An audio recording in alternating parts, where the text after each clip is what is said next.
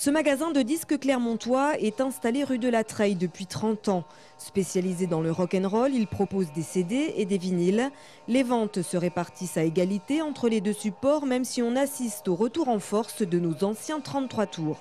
Qu'est-ce qui marche? Les beaux disques, quoi, les beaux vinyles.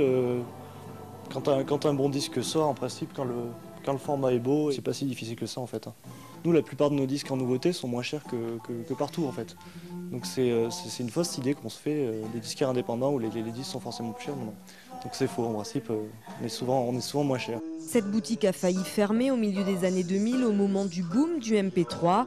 Le propriétaire a pu redresser la barre et embaucher un salarié en 2007.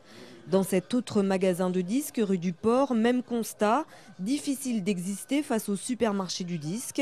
Le propriétaire compte sur une clientèle fidèle de collectionneurs et d'amateurs de hard rock et de blues.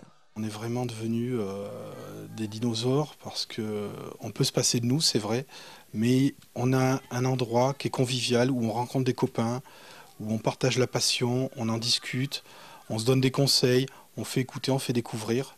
Et donc, quelque part, on est indispensable parce que la diversité culturelle, elle est dans ces endroits-là, dans les petits magasins de disques.